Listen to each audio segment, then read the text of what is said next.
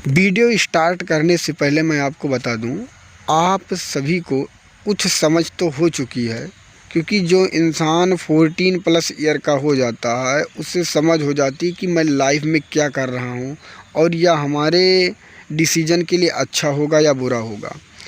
आपको ये इसके बारे में पता है तो मैंने आपसे एक वादा किया था कि 3 से 4 महीने के लिए आप अपने आप को इतना व्यस्त कर लीजिए, आप अपने आप को इतना बिजी कर लीजिए, क्योंकि एक नौकरी अगर 3 से 4 महीने में मेहनत करने पर मिल रही है तो इससे बेहतर कुछ नहीं होने वाला है।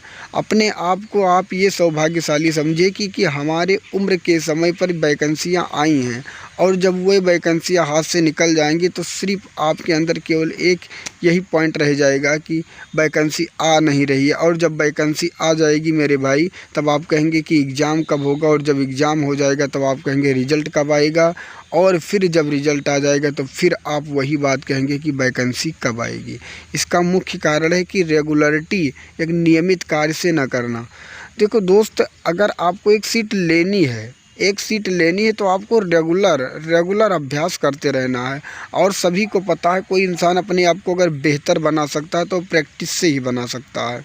तो आप रेगुलर प्रैक्टिस करते रहिए। हिंदी की अलग प्रैक्टिस चल रही है, साइंस की अलग चल रही है, जीके की अलग चल रही है, प्लस और मैं आपको बता दूं मैथ की अलग चल रही है। लेकिन मैं देख रहा हूं 3 से 4 दिन आप लोग हिंदी क्लास पर भी जोर नहीं दे रहे हैं, तो इसलिए हिंदी की क्लास कल या परसों से बंद भी हो सकती है। क्योंकि मैं ये चाहता था कि वह इंसान हमारे साथ जुड़े जो एक सीट के लिए अपना जी जान झोंक दे, लेकिन हमें नहीं लगता कि तुम लोगों के अंदर वह क्वालिटी है। तो मैं आपसे बार बार यही रिक्वेस्ट करता हूँ मेरे भाई, जी जान से लग जाओ। केवल 2 या 3 महीने के बात है, मैं मान लेता हूँ 90 दिन की बात है। 90 दिन में मेहनत करने पर अगर आपको एक सीट प्राप्त हो जाती तो आपको पता है कि आपकी इज्जत कहाँ पहुँच जाएगी। ये आप खुद समझदार हैं, मुझे बताने की ज़रूरत नहीं दोस्त। अगर 3 महीने मेहनत करने पर पूरी लाइफ आप सेटिस्फाइड हो जाएंगे, संतुष्ट हो जाएंगे दोस्त, मैं आपको बता दूं। इसलिए आप प्लीज़ क्लास इग्नोर ना करिए, डेली प्रैक्टिस करते रहिए। और अगर आपको किसी भी प्रकार की समस्या है तो इसके बारे में आप हमसे बताइए, मैं आपकी मदद करूँगा, जितना हो सकेगा मैं आपकी मदद करूँगा। लेकिन आप लोग पढ़ते रहिए, एक सीट ज़रूर इस बार अपने लिए लीजिए।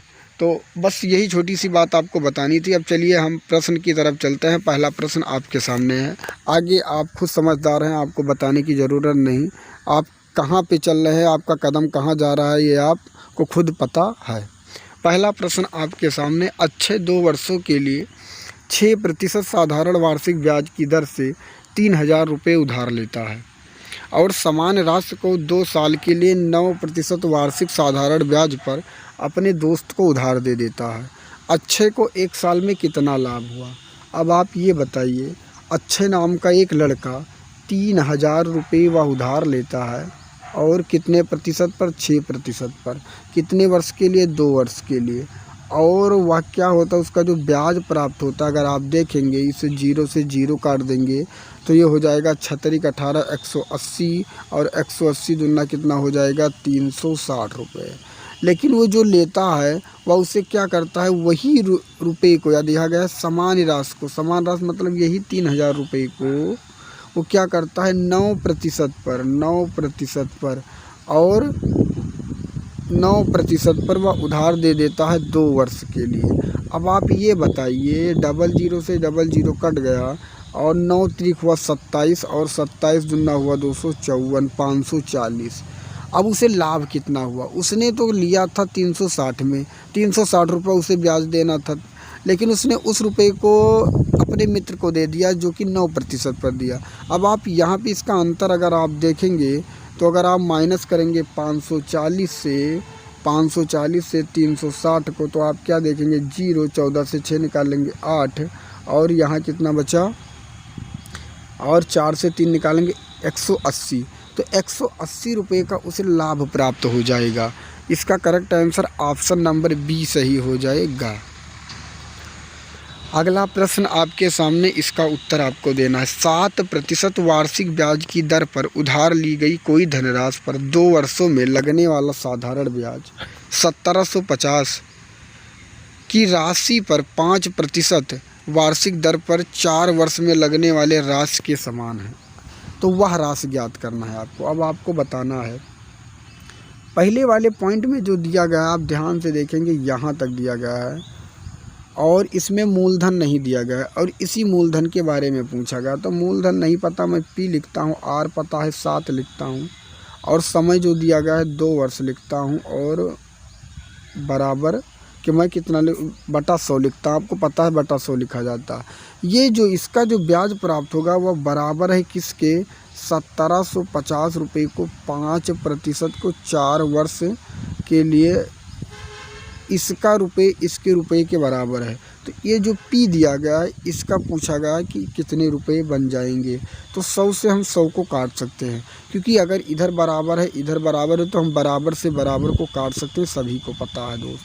अगर हम 2 से 4 को काटेंगे तो 2 बार में कट जाएगा और हम 7 से अगर 1750 को काटेंगे तो 7 दूनी 14 होगा और 7 पचे 35, 250 हो जाएगा और यहाँ 5 दूनी हो जाएगा 10 और यहाँ केवल बचा P बराबर 250 गुणे 10 करेंगे तो हो जाएगा P बराबर 2500 रुपये। तो एक का जो मूलधन हो जाएगा वह 2500 हो जाएगा, जो कि ऑप्शन नंबर C में दिया गया है। अगला प्रश्न आपके सामने, 2 संख्याओं का महत्तम समापवर्तक और लघुत्तम समापवर्तक 12 और 720 है। तो इन संख्याओं का संभावित जोड़े कितने हैं। अब आपको पता होना चाहिए जो महत्तम समापवर्तक और लघुत्तम समापवर्तक है, तो लघुत्तम समापवर्तक ऊपर रखना है 720 और महत्तम को नीचे और इसे काट देना है। 12 छक 72, 60 आया। अब 60 को आपको ऐसा गुणनखंड करना है जो एक सम संख्या हो और एक विषम हो, एक सम हो एक विषम हो। तो हम क्या कर सकते हैं, 60 एकम 60 और एक कर सकते हैं 15 चौका 60 और एक कर सकते हैं दोस्त 20 23 60 और एक कर सकते हैं। और आप लोग बताइए क्या हो सकता है, 15 चौका 60 होता है, 20 23 60 होता है, 12 पंचे 60। अब एक देखिए, ये विषम है तो ये सम है, ये विषम है तो ये सम है, ये विषम है तो ये सम है और ये विषम है तो ये सम है। आप 30 दूना 60 नहीं ले सकते क्योंकि ये भी सम है ये भी सम है। केवल आपको ऐसी संख्या लेनी है जो एक सम हो एक विषम। तो कितने जोड़े बने आपको पूछा गया आपसे, तो 4 जोड़े बने। तो इसका correct answer option number B सही हो जाएगा। अगला प्रश्न आपके सामने, इसका उत्तर आपको देना है। गुणवत्ता A और B वाले चावल जिसका मूल्य क्रमशः 35 रुपये किलो, 65 रुपये प्रति किलो को मिश्रित किया जाता है। प्राप्त मिश्रण का नया जो मिश्रण प्राप्त होता है वह 50 रुपये प्रति किलो प्राप्त होता है।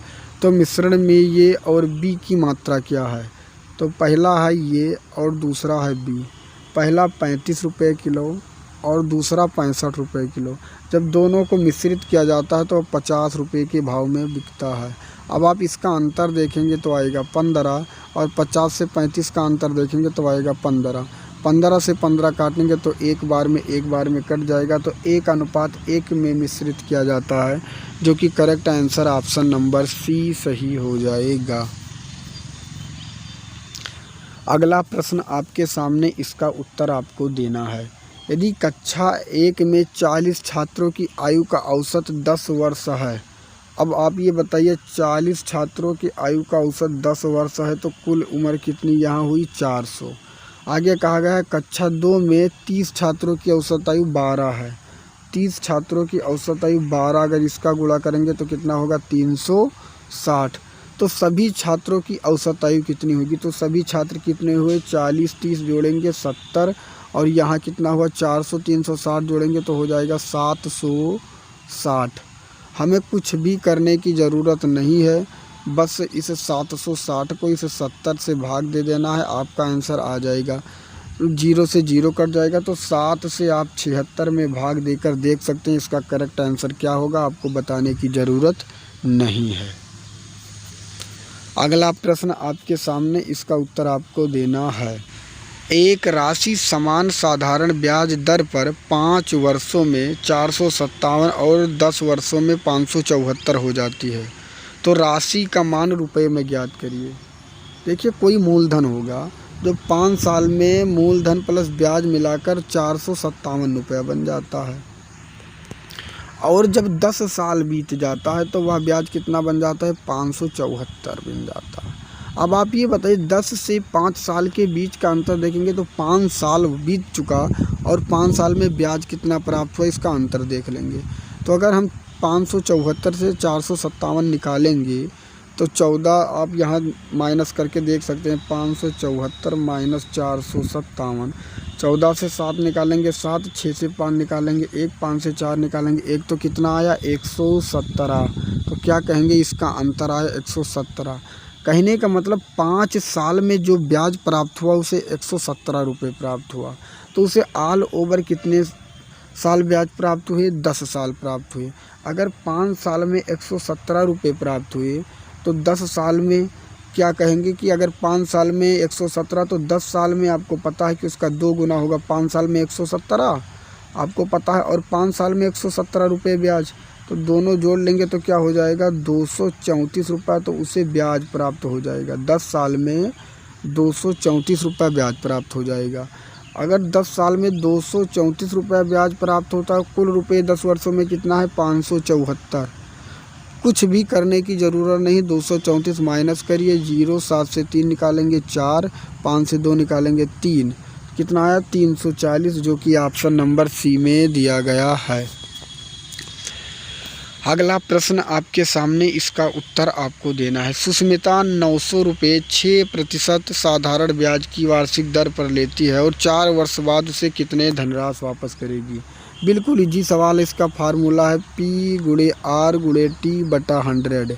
ये सभी को पता है। तो 900 रुपये दिया गया है, PR दिया गया है 6, समय दिया गया है 4 और गुणे आपको 100 से गुणा करना है।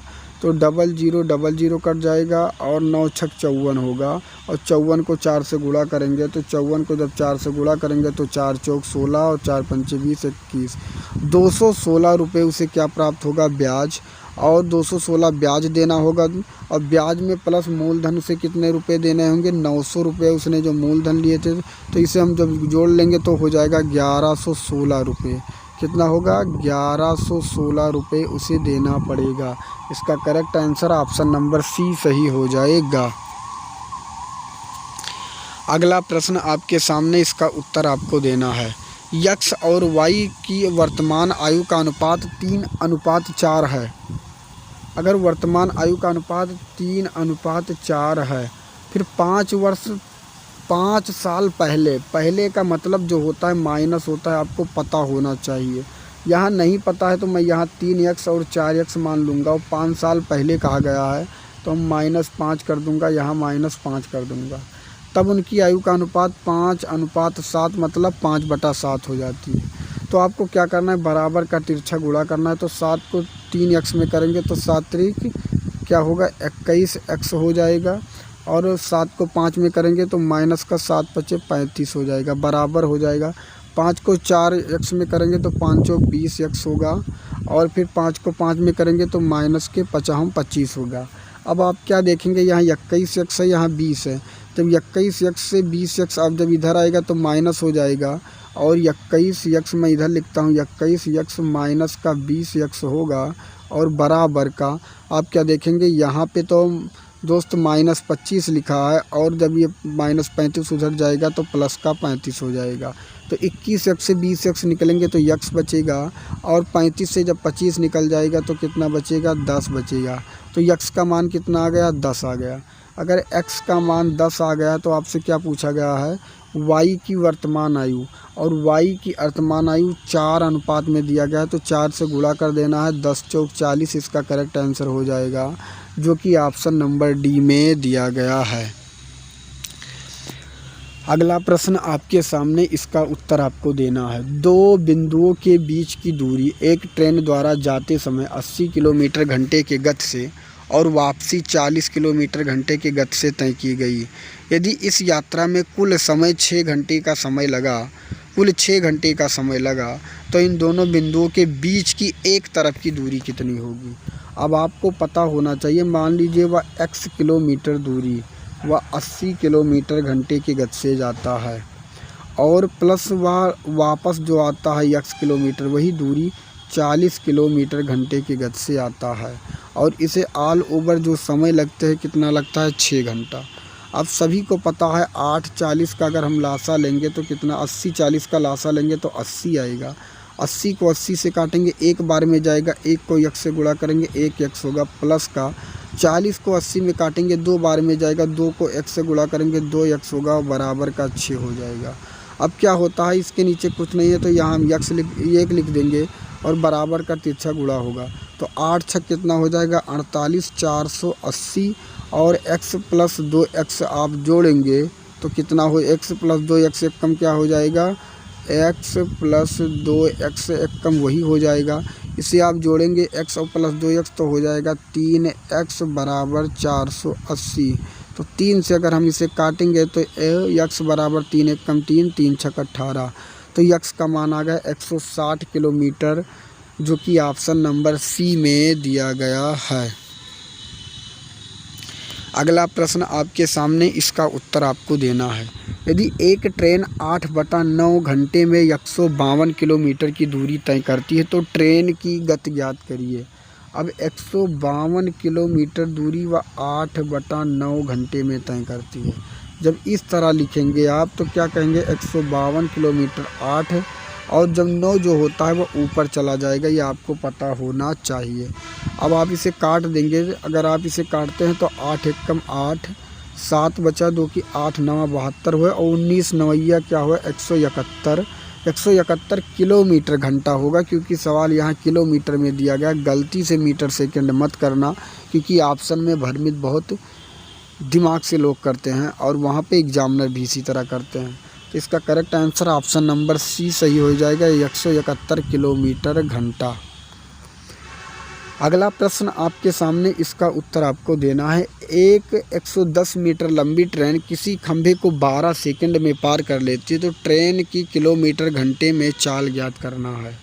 110 मीटर लंबी ट्रेन है, 12 सेकंड में पार करती है। आपको याद होना चाहिए ट्रेन वाले सवाल में खंभे की और मनुष्य की, इन सब की दूरी कभी नहीं होती है, तो जो 110 मीटर होता है वही माना जाता है। 110 मीटर लंबी ट्रेन 12 सेकंड में अगर वह पार करती है और हमें किलोमीटर घंटा ज्ञात करना है, किलोमीटर घंटा, तो हम क्या करेंगे, 18/5 से गुणा कर देंगे। हमें पता है कि किलोमीटर घंटा ज्ञात करने के लिए 18/5 से करते हैं और मीटर सेकंड ज्ञात करने के लिए 5/18 से करते हैं। तो 6 तिरिक 18, 6 दूनी 12, 2 से 110 को काटेंगे 55 बार में और 5 से 55 को काटेंगे 11 बार में, तो 11 को 3 से गुणा करेंगे तो हो जाएगा 33 किलोमीटर घंटा, जो कि ऑप्शन नंबर ये में दिया गया है। अगला प्रश्न आपके सामने, इसका उत्तर आपको देना है।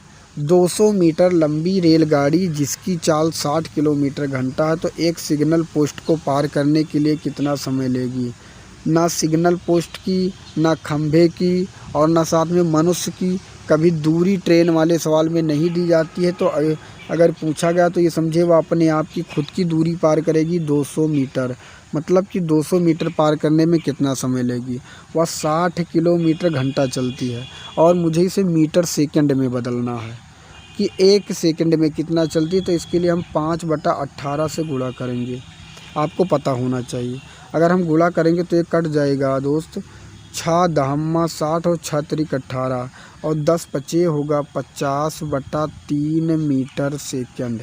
अब 50/3 मीटर सेकंड मतलब कि एक सेकंड में वो 50/3 मीटर जाती है और उसे 200 मीटर तय करना है। और एक सेकंड में अगर वह 50/3 जाती है तो जो नीचे 3 होगा ये पलट कर कहाँ चला जाएगा, ऊपर चला जाएगा, ये आपको पता है। तो आप 0 से 0 काटेंगे, 5 से 20 को काटेंगे 4 बार में, 4 से 3 को गुणा करेंगे तो यह 12 सेकंड में पार कर जाएगी, जो कि ऑप्शन नंबर डी में दिया गया है। अगला प्रश्न आपके सामने, इसका उत्तर आपको देना है। बिल्कुल इजी सवाल है, इसे बताने की ज़रूरत भी नहीं है, लेकिन हम आपको बता दे रहे हैं। इसका औसत पूछा गया है, पूरे के पूरे संख्या को ऐड कर लेना है। 1 + 9 + 7 + 3 + 5 + 5 + 6 + 4 + 2 और +8 और संख्या गिन लेना है 1 2 3 4 5 6 7 8 9 10 और नीचे आपको 10 लिख देना है। पूरा आप ऐड करेंगे जब यहाँ से 8 2 10 4 14 26 5 25 5 30 और 30 33 और 33 7 40 9 49 1 50 कितना हुआ 50 और नीचे 10। 0 से 0 काट देंगे तो इसका करेक्ट आंसर आ जाएगा 10 से कम 10 10 25 या 50 कर सकते हैं 5 आएगा जो कि ऑप्शन नंबर सी में दिया गया है। सी इसका करेक्ट आंसर हो जाएगा। अगला प्रश्न आपके सामने, इसका उत्तर आपको देना है। 5 कर्मागत संख्याओं का औसत 100 है। कर्मागत का मतलब होता है लगातार, ये आपको पता होना चाहिए, कोई आपको बताएगा भी नहीं ये सब। तो अगर इनका औसत 100 है, अब आपको क्या करना है, अगर ये 5 पॉइंट मैं रख देता हूँ, ध्यान से समझिएगा। और औसत होता है बीच वाली संख्या, सभी को पता होना चाहिए। अगर 100 है और हम इधर बढ़ेंगे तो प्लस होगा और हम इधर बढ़ेंगे तो माइनस होगा। तो 100 के बाद यहाँ क्या होगा 101, यहाँ क्या होगा 102।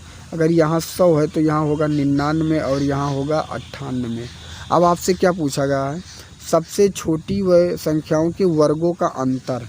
वर्गों का जो अंतर होता है दोस्तों, पहला यहाँ सबसे छोटी, सबसे बड़ी और सबसे छोटी। तो सबसे बड़ी है 102 और यहाँ सबसे छोटी दिया गया 98। इनके वर्गों का अंतर कहा गया तो ये बन गया।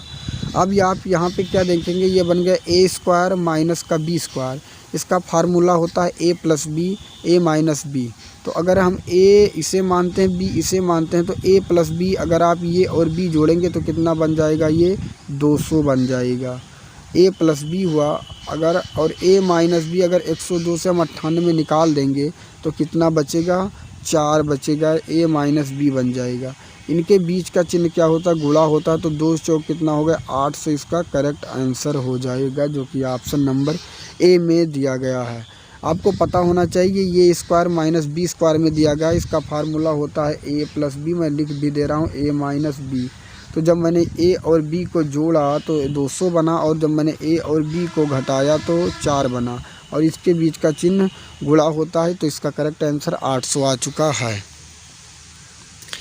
अगला प्रश्न आपके सामने, इसका उत्तर आपको देना है और यह आज का लास्ट प्रश्न है। आशा करता हूँ यह क्लास आपको पसंद आया होगा।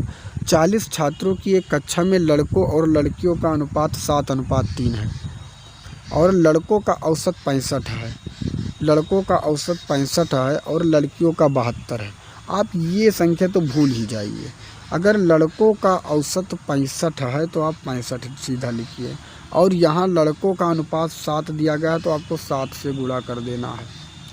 और लड़कियों का औसत 72 दिया गया, नीचे 72 लिख देना है। और लड़कियों का औसत 3 दिया गया, अनुपात में 3 से गुणा कर देना है। अब आप क्या देखेंगे, इसे 7 पचे 35 और 7 छक 42 और 3 45, 3 दूनी 6 और 3 सत्ते 21। अब आप इसे ऐड कर लेंगे। जब ऐड करेंगे तो 6 5 11 होगा, 5 1 6 1 7 होगा, 4 2 6 होगा। तो कितना आया, 671 अंक आया।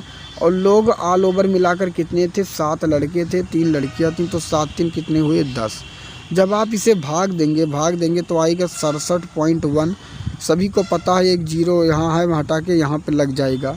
नहीं पता तो आप भाग देकर देख सकते हैं। इसका करेक्ट आंसर ऑप्शन नंबर ये सही हो जाएगा। आशा करता हूँ दोस्त ये क्लास आपको पसंद आया होगा। और मैंने आपसे जो बताया, अगर आप रेगुलरिटी बनाएंगे, मेहनत करेंगे, क्योंकि अभ्यास करने से ही इंसान अपने आप को बेहतर कर सकता है। और एक नौकरी लेने के लिए सबसे इम्पोर्टेंट काम है कि वह अभ्यास करे। तो दोस्त मिलूँगा एक दूसरे नेक्स्ट वीडियो में, तब तक के लिए जय हिंद, जय भारत, वंदे मातरम, राम।